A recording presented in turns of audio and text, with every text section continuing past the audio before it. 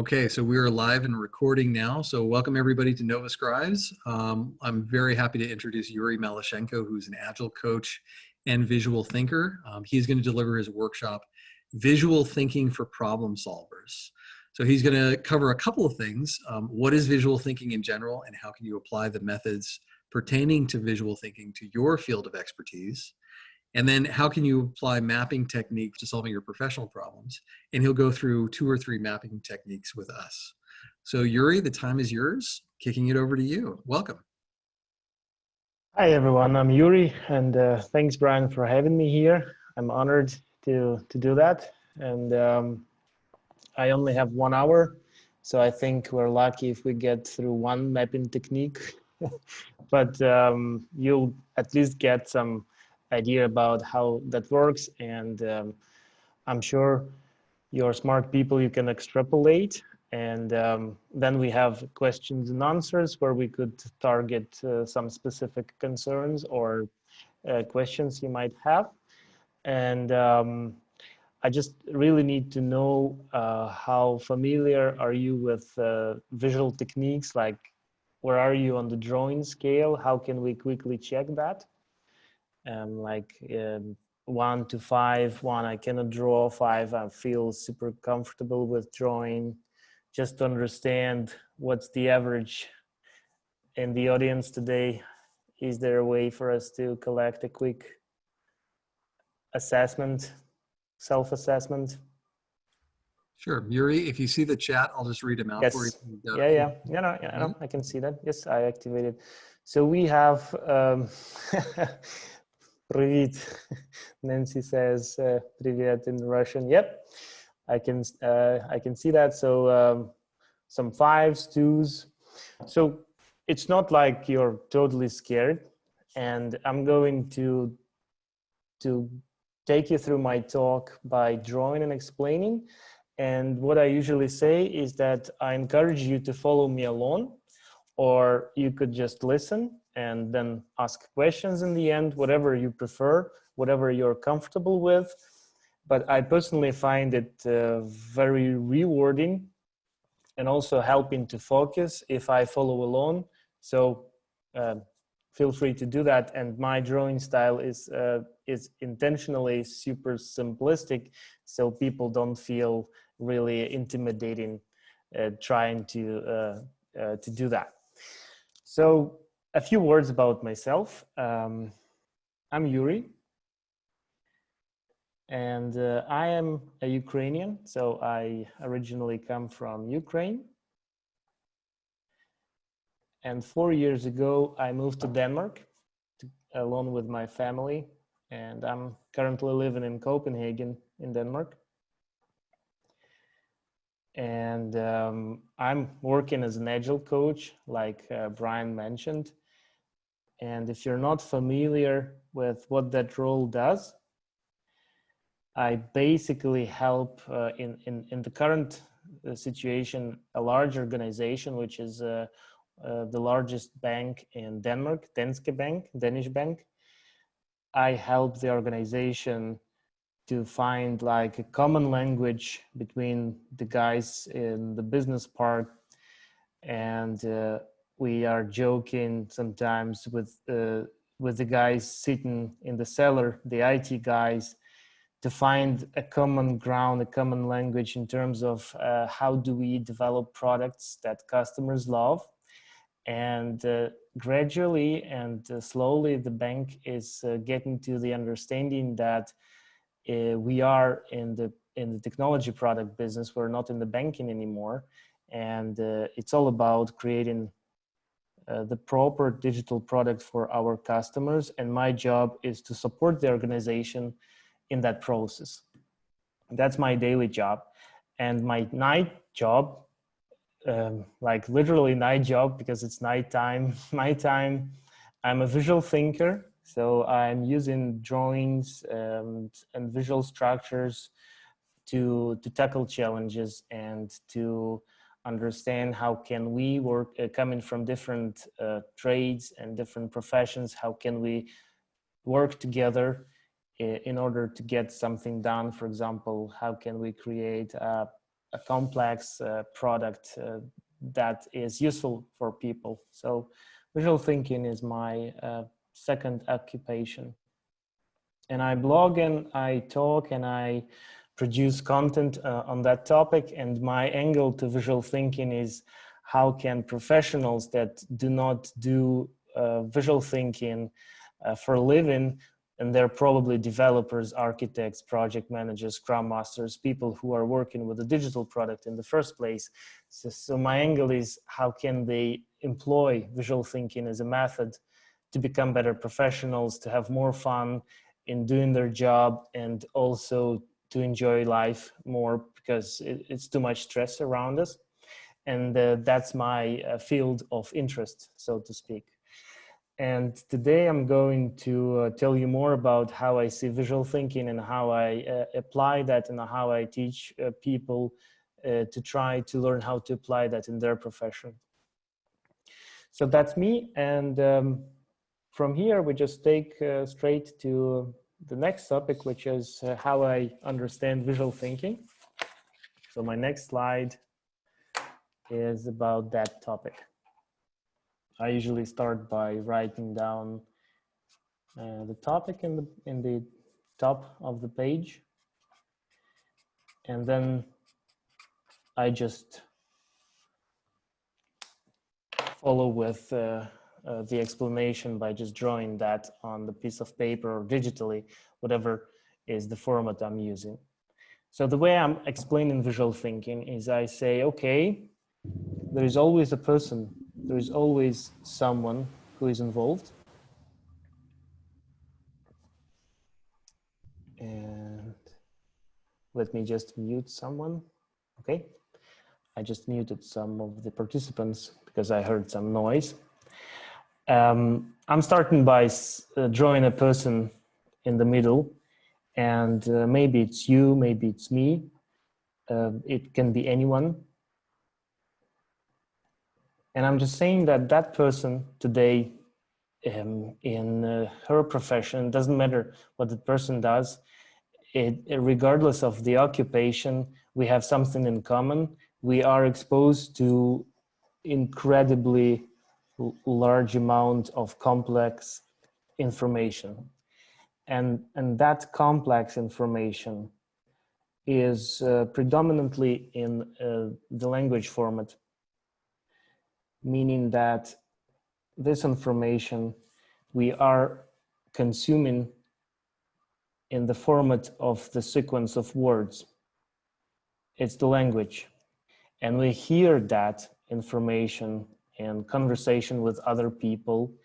We read this information from emails, books, articles, social media posts, and our brain is processing that information, and there is a tremendous amount of effort spent on that. And while scientists are trying to explain how the brain works, the problem is that we do not have the tools that would allow us to actually understand how exactly the brain operates information. And there are some certain theories that suggest hypotheses about how the brain operates this information, but really there is no way to scan it or to show how exactly information is represented in the brain. But people are trying to imagine that. And I like one of the theories that's the closest to my personal preference and to my personal understanding of my experience, how I feel it, is that probably the information inside of our brain is represented as certain structures. And that theory is called propositional theory. And according to that theory, the mental models that we operate, and that theory refers to them as propositions. Proposition is a structure consisting of some trivial concepts and the relation between those concepts. Further, the theory suggests that a concept has a dual representation. it's something that you could understand as a piece of information in terms of computer science, something that is like coded. But at the same time, the theory guesses that these concepts are at the same time images. They are also the visual information.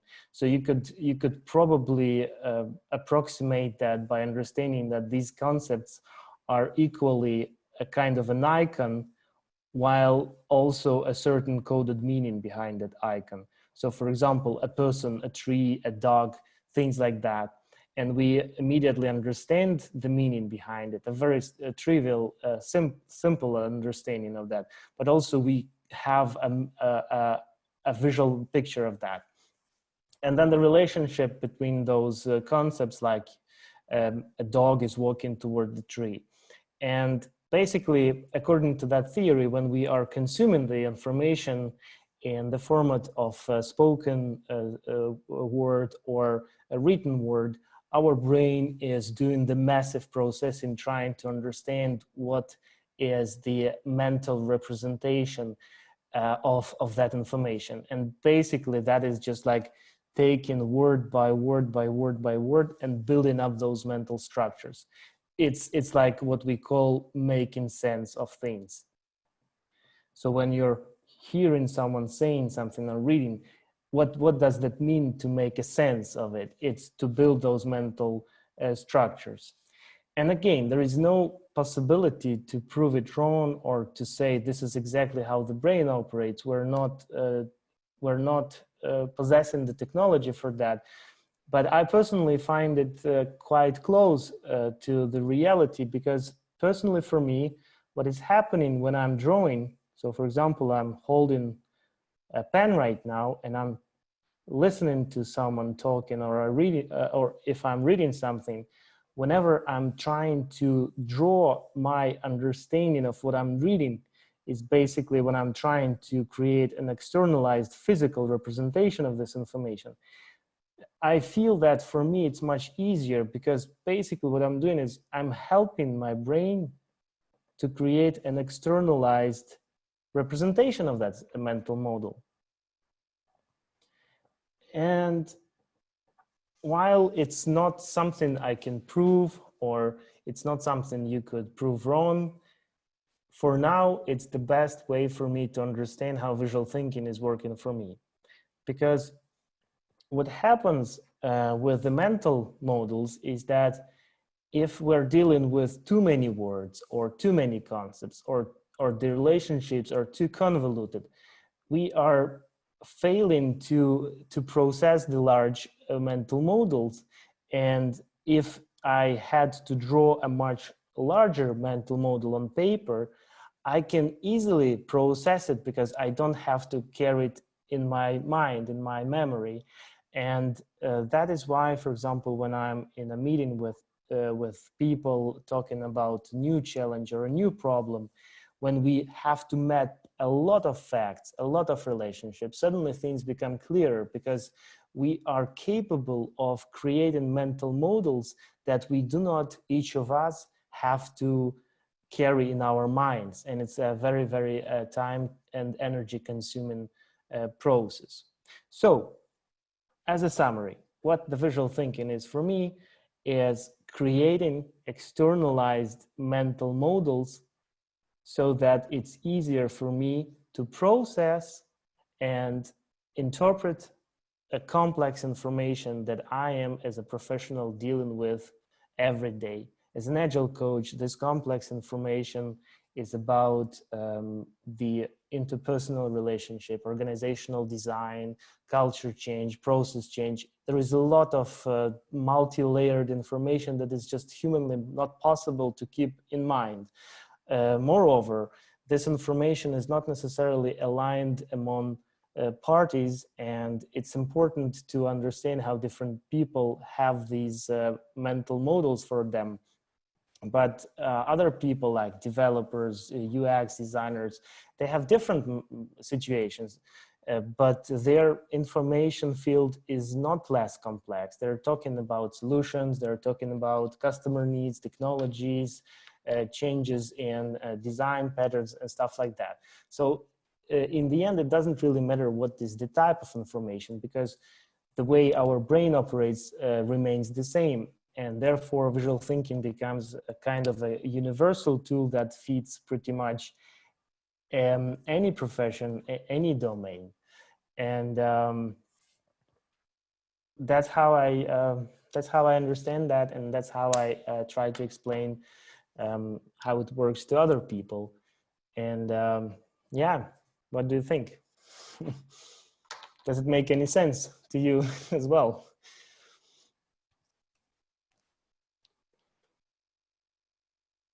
Okay, so at least I didn't lose you here.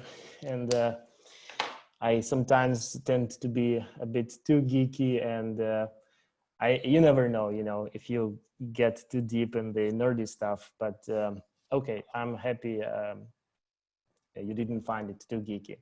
So then, if that is something that resonates with you and you can relate to that as well, and maybe find some cases from your experience and from your professional life where you see it working, and I'm sure that if you're in a profession of graphic recorder, visual facilitator, I'm sure that you have so many proofs for something like that to work, because you are dealing with very abstract, very fluid and difficult to nail information and knowledge. And then you visualize that and suddenly it becomes clear to everyone. But for people who do not think about it, or maybe they are not using any visual tools at all, sometimes it's becoming a kind of a revelation, because they don't think about that on a daily basis. And then what I usually add here is how you can use that, especially if you're not really versed in visual tools or methods at all. If you don't use a pen, if you don't hold a pen during the day, maybe you're a developer or an architect, and you don't even approach paper or a whiteboard at all. And sometimes for people in those life situations, it's difficult to relate how they could use something like that, because it maybe sounds logical and sounds relevant, but how can I now take the new insights from this conversation and take it back to my work life? So I usually offer 4 practical areas of implementation in order to show that it's not esoteric or too far away from my homeland. And I'm saying four things really. Visual note taking. And it's a no-brainer. Basically what happens here is that just for your own sake, take a notebook or a digital tablet, whatever works for you the best, and just scribe down those mental models while you're thinking about something or listening to someone. Try to replicate your thinking and just turn the text noting to noting the graphs, noting maps, icons, whatever works for you. Just try to support your brain with a different method of note taking, and that alone can take you to a different level of how well you do your work. The other area of implementation is presenting. So if you are dealing with PowerPoints or other programs that do the slides, what you could do instead of bulleted text presentation, what you could do instead is pre-process, like chew this food for the people. Don't give them words. Don't just try to copy paste this massive of words, this huge verbiage, and press it into the slide. Try to pre-process, try to run it through the filtering function of your brain, and try to understand which mental models represent the excerpt, the essence of this knowledge, and draw those mental models on the slides instead. And that is a huge breakthrough in clarity of communication. The third area of application is explaining things, and explaining comes in 2 forms.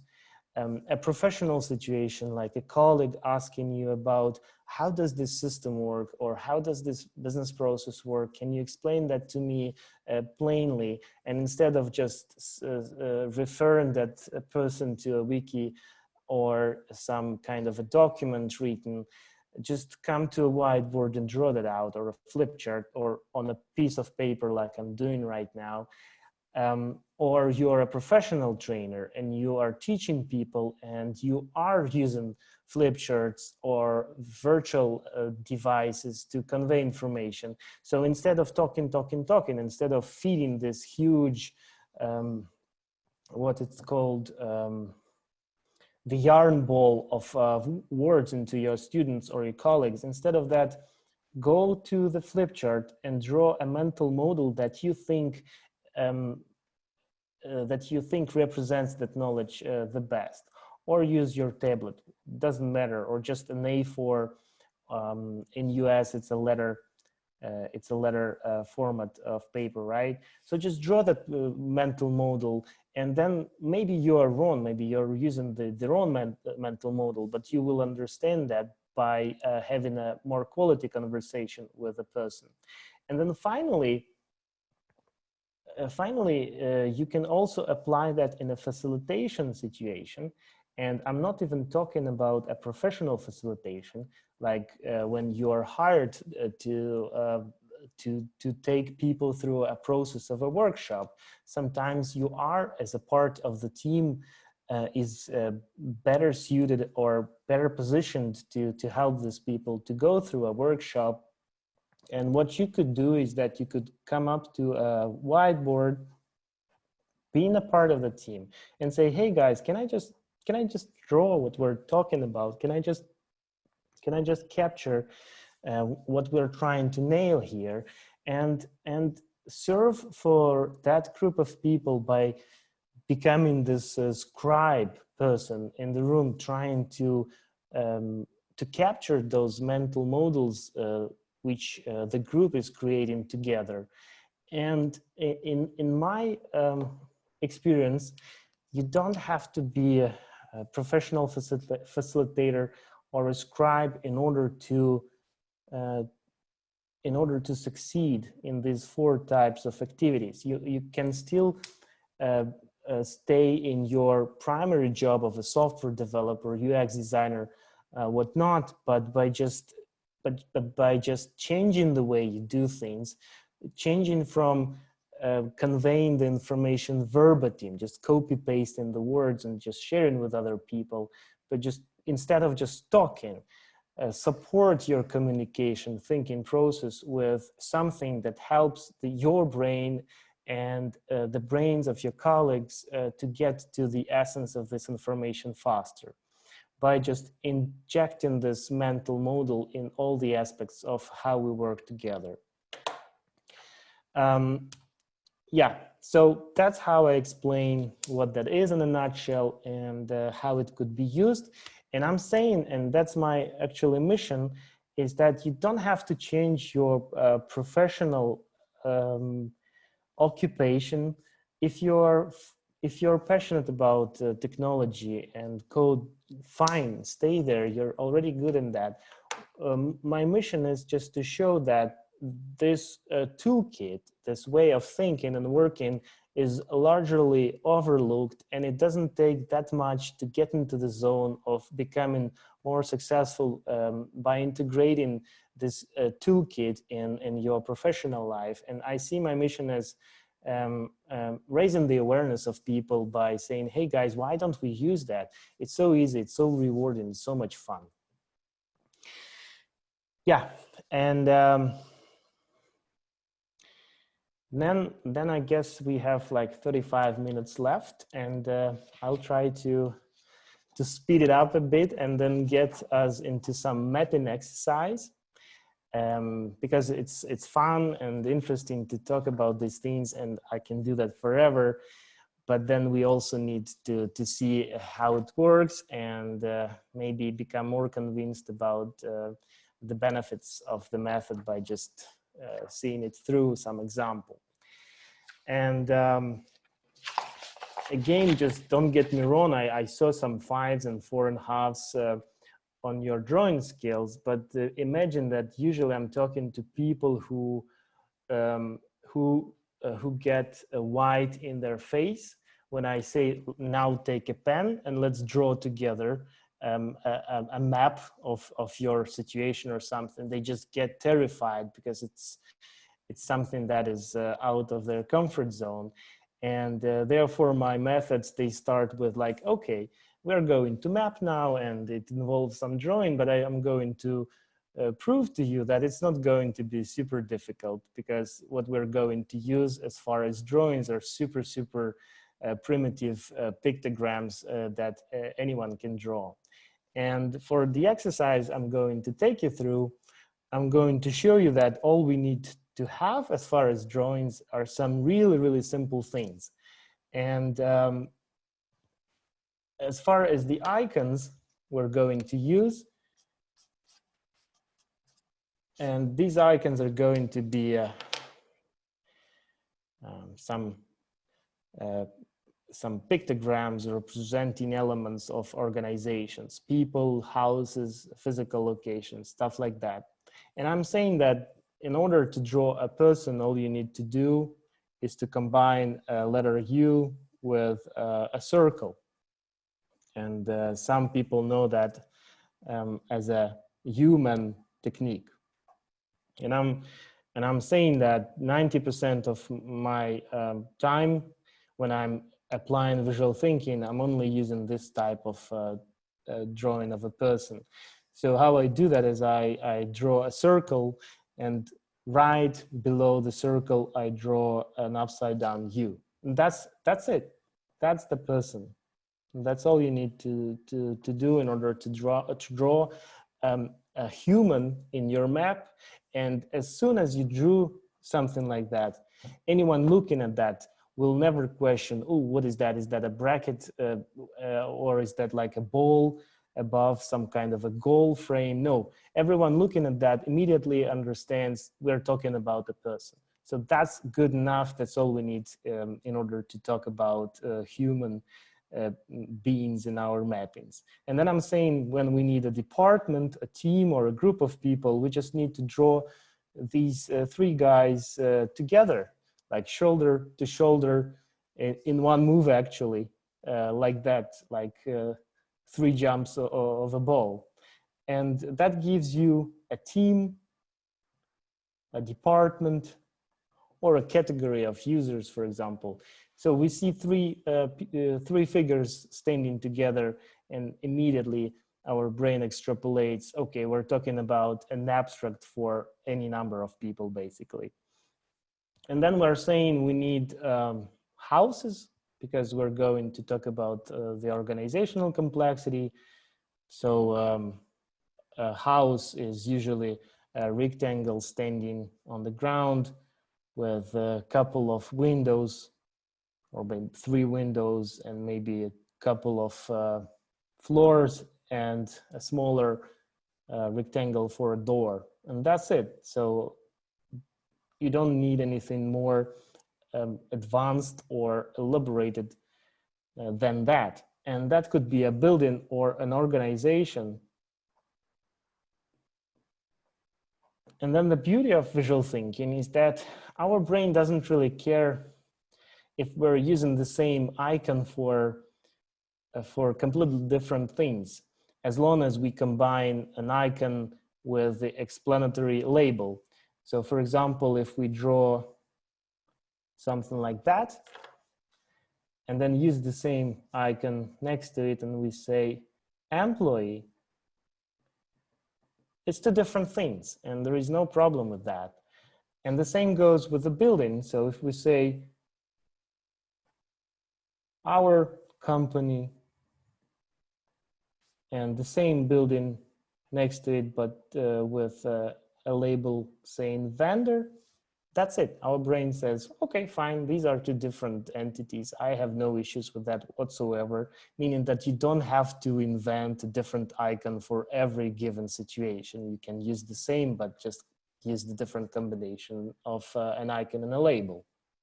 And that's really good, because it simplifies our job. And then I'm also saying that when we do mappings, since we're dealing with people, we need to be able to understand what's happening with these people. Are they happy or they're dissatisfied? So some sort of emotional intelligence is required. And I'm saying that in order to map the emotional state of people, you don't have to be an artist, and usually all you need to do is to be able to memorize and being able to replicate a few simplistic emotions, something like that. So sad, neutral, and happy.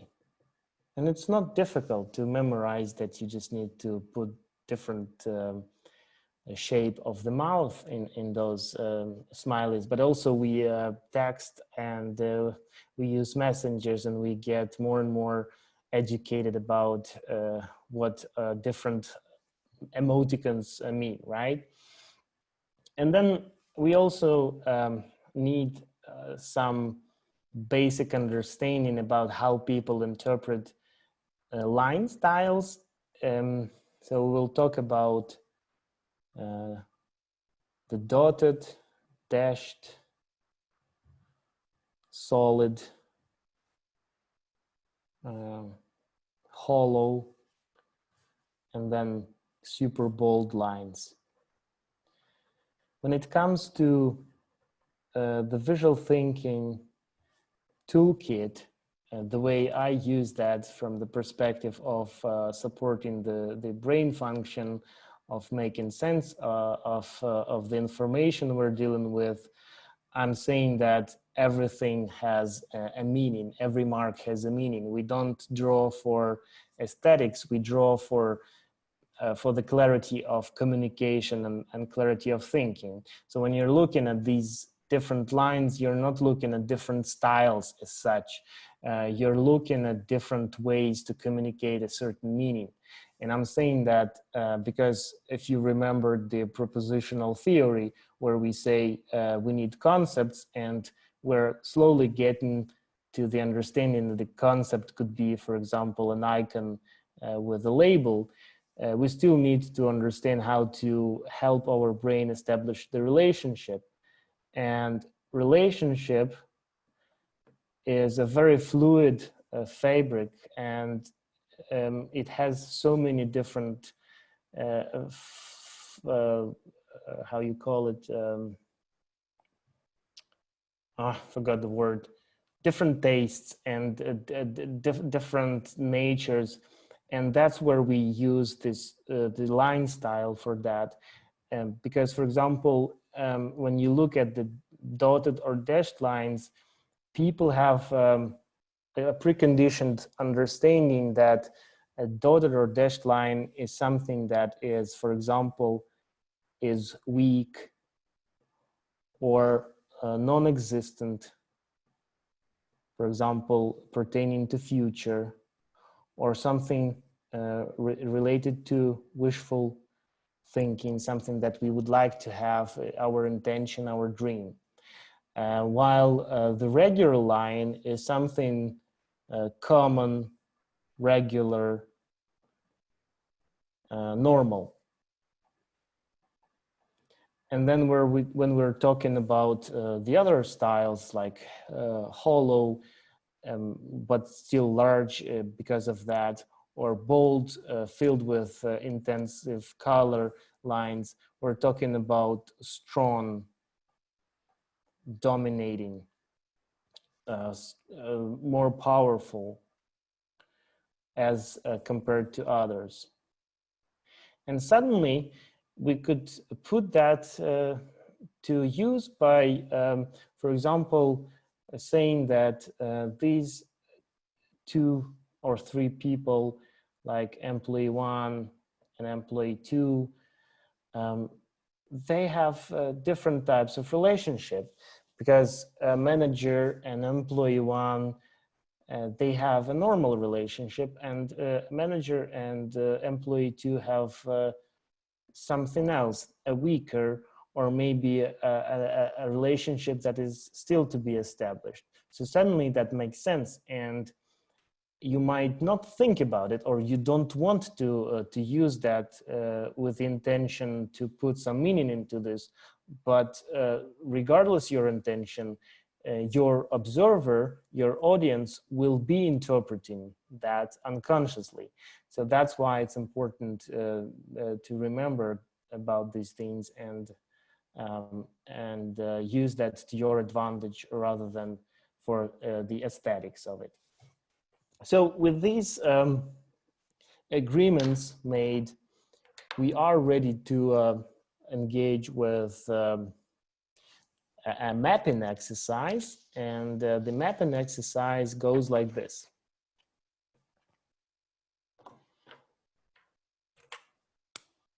We'll call it organizational complexity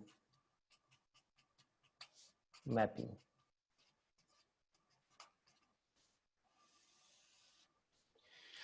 Now imagine that you are a person who is joining a new group of people, a new team in the organization, and there are so many things and so many facts and so many considerations that you feel overwhelmed with all of that, and you don't know where to start. You got the assignments from your manager, and it's quite clear what you need to do, but there are so many layers, so many facets, so many nuances that you feel really vulnerable. You're not sure if you're going to make right decisions. And let's say you are a software developer, and you want it under control somehow, and you don't want to get stressed.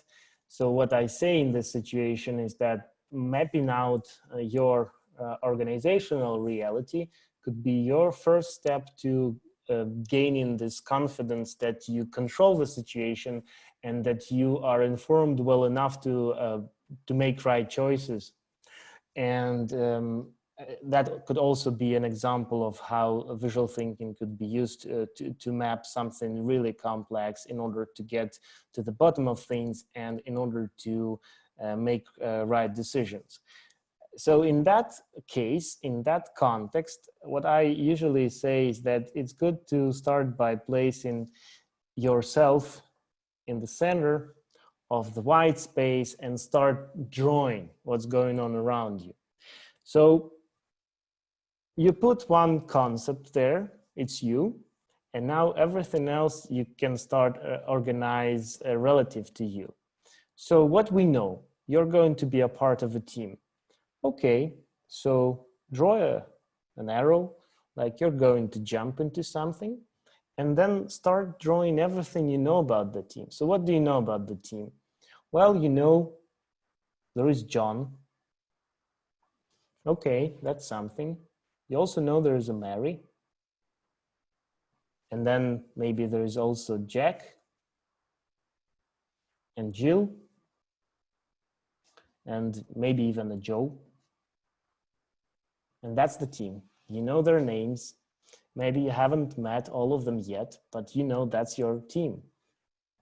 And there is no one else, so we can draw a border around them. And we know that the team is called Gorillas, like those partisans, right? Okay, that's something. Then you offloaded some facts. You don't have to carry them in your brain. It already starts feeling a bit better. You start feeling safer. So you don't have to remember all of those names anymore. You have them on paper. So one problem down. What you also know is that there is a product owner, Peter, working with the team. And you know that this guy, in his role, he's responsible for making sure that the team is working on the right things. And you know that he is sending things that the team is supposed to do from a kind of a document with the prioritized list of things. And you know, people are referring to that document as priorities. And you know that Peter is sending them in batches, like once a week, and the team is working from those batches. So you put that in the context, you related that to the concept of the team. It feels even better. So you didn't lose this information. It's Peter, the priority is good. And then you are a software developer. So you want to understand who are also software developers in the teams and what do they work on.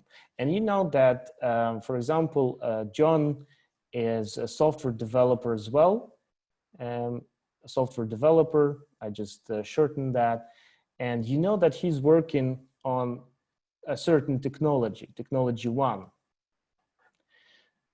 But you also know that Mary is a software developer, but she's working with the technology 2.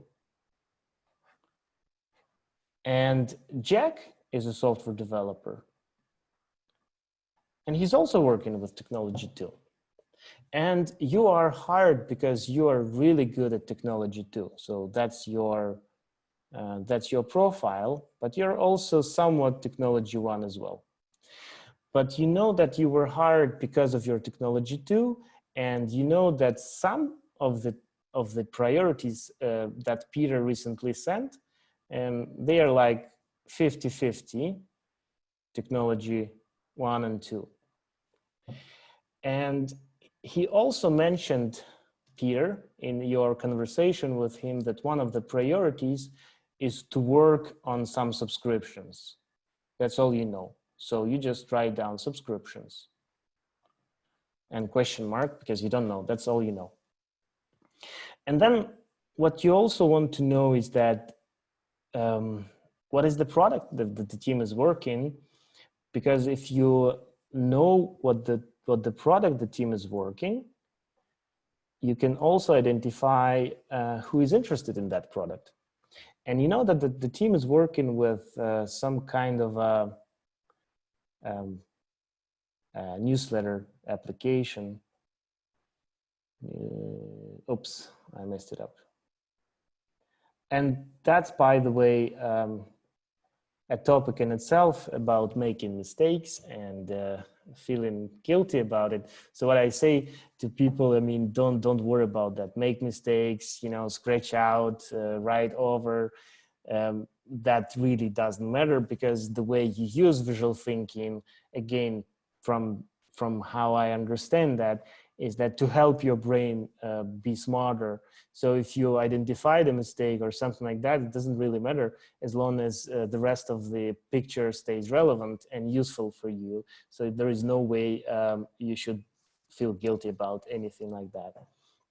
And then again, some people also say, but I'm scared to start even mapping, because what if I got it wrong? What if I place elements in wrong places?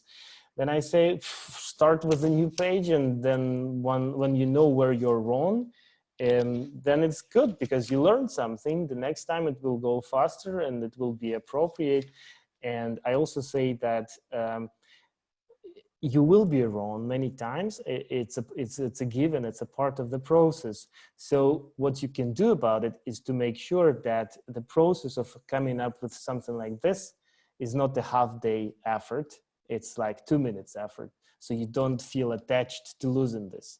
Because if it took you 2 minutes to come up with something like that, and then you made a mistake and you just redrew that because all you just lost was those 2 minutes of time, then it's fine. You don't feel bad about it. Well, you learned something, and you learned for a low price. So what's to be said about it?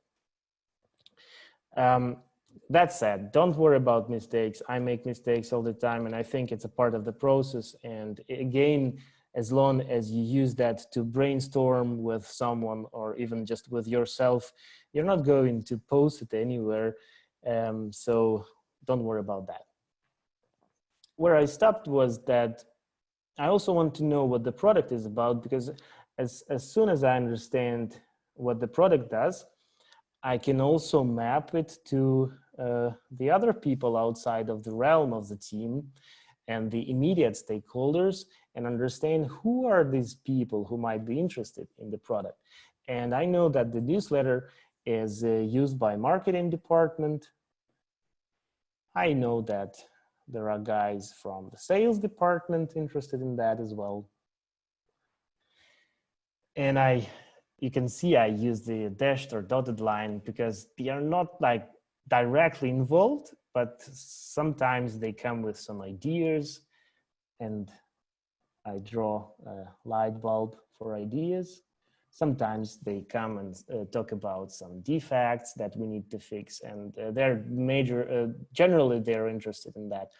But also our company end users, the customers, they receive the mails through the system, so they are also interested in that. We want them to have a good experience. They are tangential, so to speak, but they're important too. And then I could also geek out a bit here, but it doesn't really matter. We have enough just to explain another aspect of mapping. What I usually say is that mapping happens in two phases. In the first phase, you create a mental model that consists of facts. There are no opinions in that. John is really John as far as we know, unless he cheated his recruiting process and provided the wrong name, but it's a fact. And 5 people on the team is a fact. And Peter being responsible and mandated to give priorities is a fact.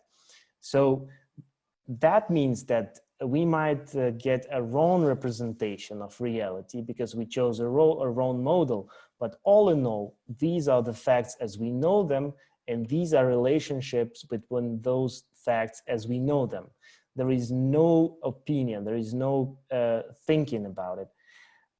In the next step, which is the most important part of the mapping exercise, is where we start interacting with these facts, where we start trying to come up with decisions or chart strategies based on this. So you could understand the first phase of mapping as if it was a real geographical map, where you actually create a graphical representation of reality. So here is your home, here is you, and this is one path, this is another path, this is the forest with the wolf, and this is a longer path but without the forest. So basically that's all the facts you have. But the most interesting part is the phase 2, when you think about the strategies. How can you get home through the either forest, saving time but then risking meeting the hungry wolf, or taking longer time but a safer path?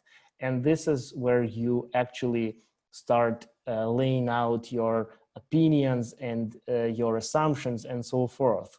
And that's where things like emotional intelligence assessment, other types of assessments come into play. So for example, what can happen here in phase 2, I sometimes refer to this as a strategizing phase. I start thinking like, okay, what should I do now in this situation? These are bare facts, but that doesn't inform me about what I'm going to do. So what I start thinking like, okay, I need to work on something in my technology, and it's Mary and Jack who could help me.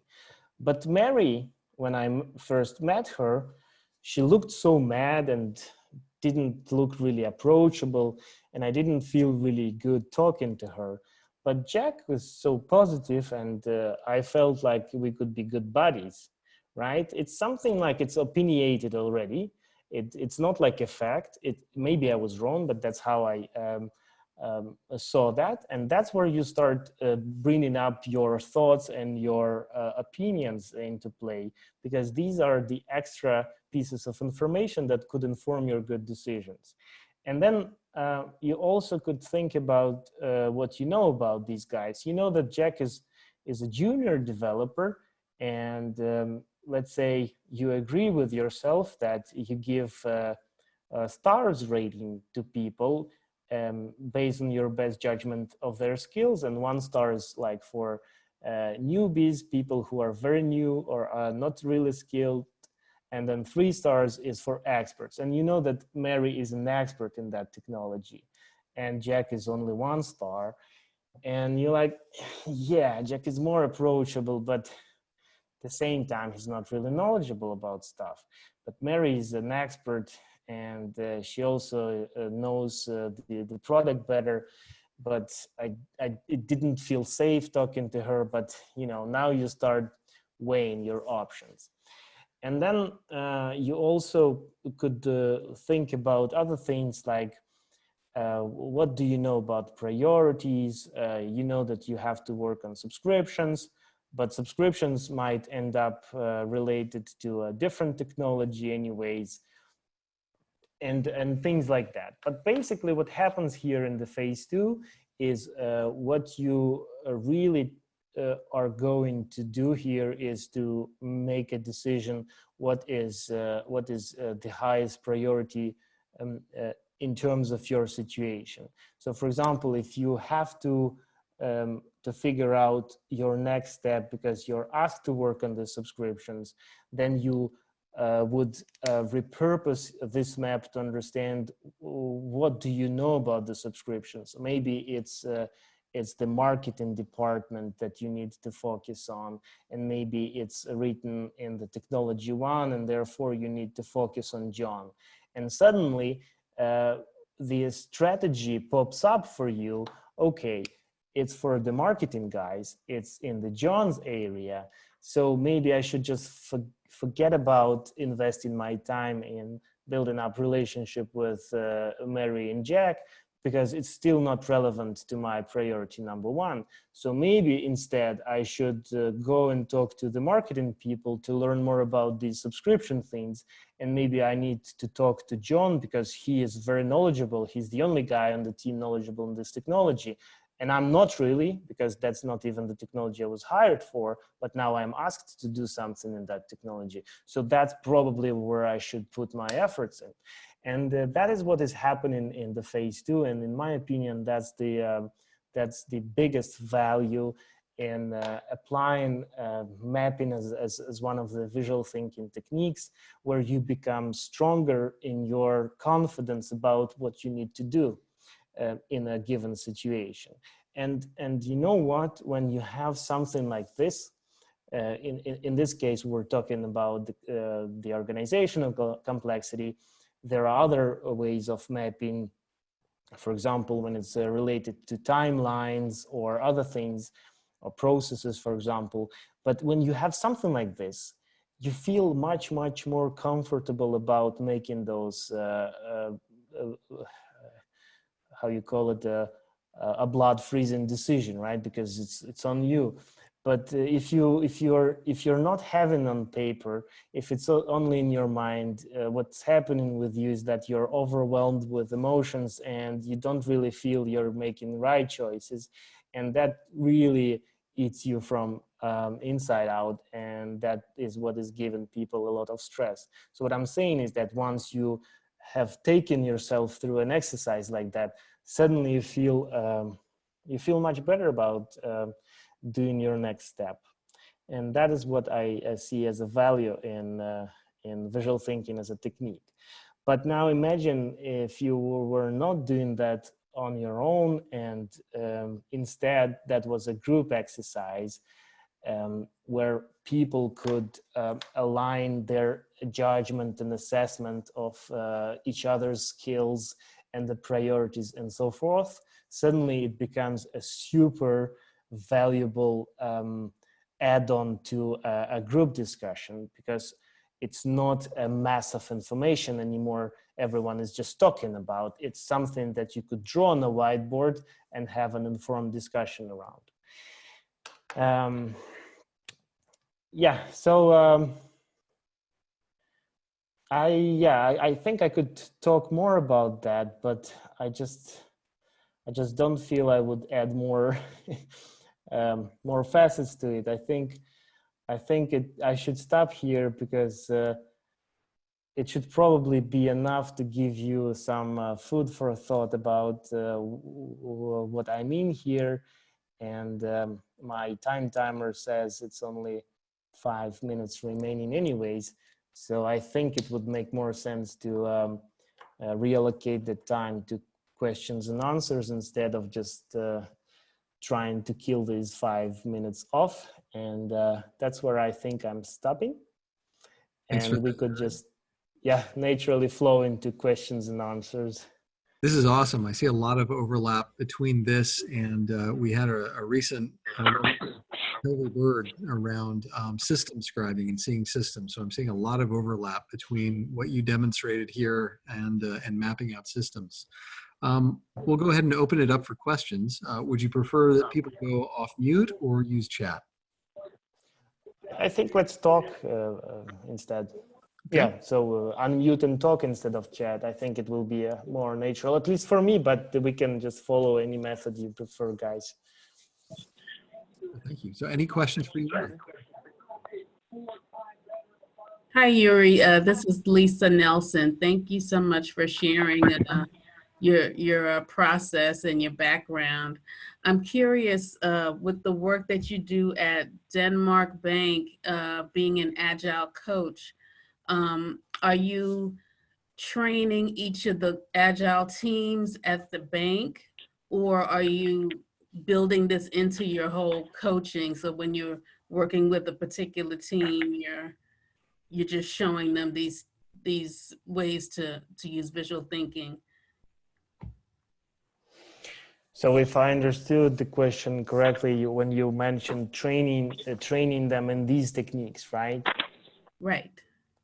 No, I'm not training people in these techniques because I am generally the organization does not expect me to do that. I'm not even hired for that. It just happens to be a very central part of how I work. Okay. So I think it's the other part where you suggested that I probably use that as my delivery and coaching style. And that's true. So whenever I work with people and we're discussing anything, you would see me using paper or a digital tablet or standing next to a whiteboard, whatever allows me to make a mark and start a visual conversation. But at the same time, as I mentioned, my mission as a visual thinker is to create an awareness about this tool or method or whatever you call it, and encourage people to start using that. So I run well, not like unofficial in a bad sense, but voluntarily based visual thinkers club inside of the bank, where I invite anyone interested, not necessarily people from the teams I'm working with at the moment, basically anyone willing to join, where we on a monthly basis discuss how things like that could improve the way they work. So I encourage people informally, because that's not what I'm supposed to do, but because I like to, and I can see the growing interest to that from that perspective. But otherwise, I just try to lead by example, and I can see that a lot of people become really interested in that because they see the value and efficacy of that way of working, and then a smaller number of people start replicating that. And I have seen people using whiteboards more and more, or even scribing on the paper when talking to each other. So there is certainly a monkey see, monkey do kind of effect taking place, but it's slowly picking up. Yes. Okay, thank you. Great question. Hi, Yuri. Thank you very much for this. I've got three things. One is it really clicked when you did from phase 1 to phase 2, what hard facts, and then you start using the phase 2 to strategize. So that's very interesting. And I find all this really good. The other thing is I want to thank you. You actually complimented my impact mapping today. And I was like, oh yeah, great, yay. And then the third is I want to put a shout out. You have a course that actually I purchased. I'm going to be running it this weekend. Yeah, there you go. Yes, I do, but I will probably mention that later. Yeah, thanks for bringing this up anyways. Thank you, Joseph. Thank you.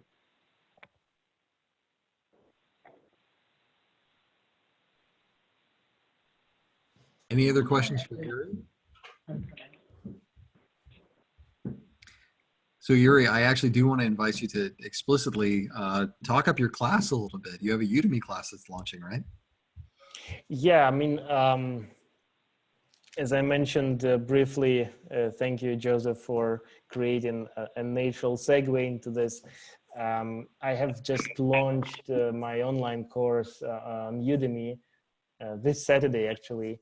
And things that we have discussed here is a part of that course, and it's intended to become a kind of a boot camp for people who want to boost their professional activity with visual thinking as an add-on tool.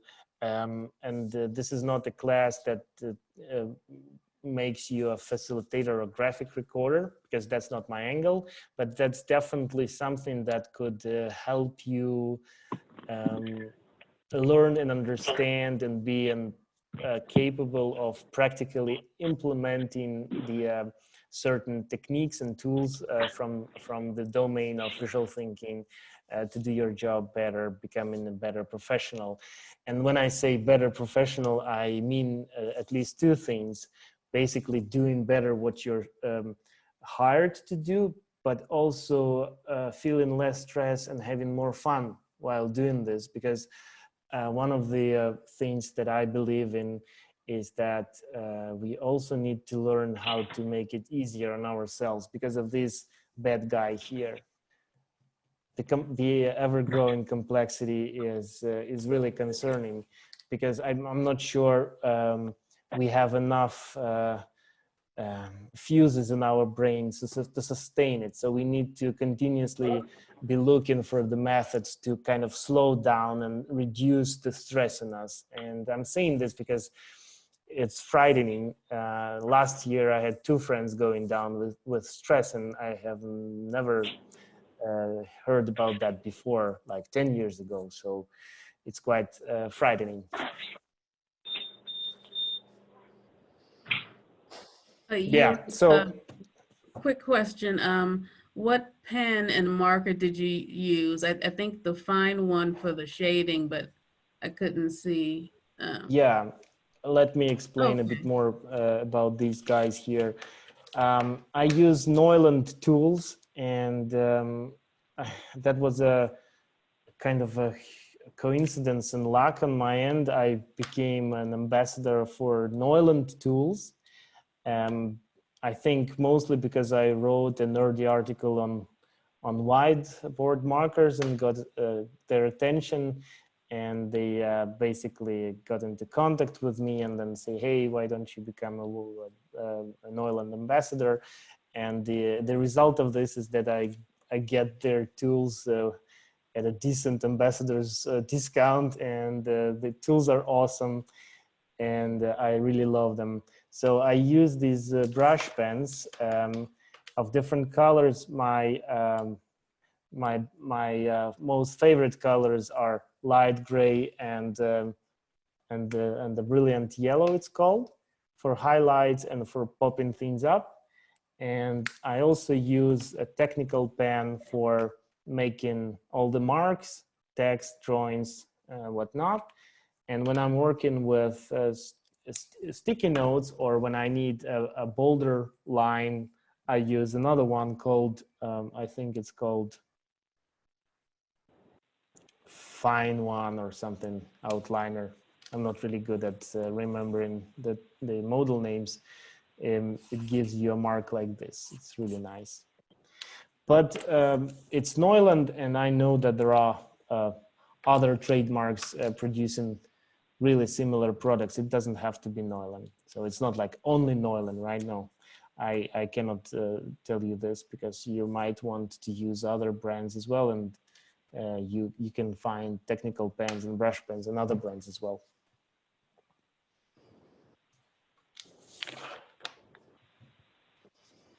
Any other questions for Yuri? Okay, well, Yuri, thank you so much again for your time. It was wonderful to have you, and we really appreciate it. Thank you so much.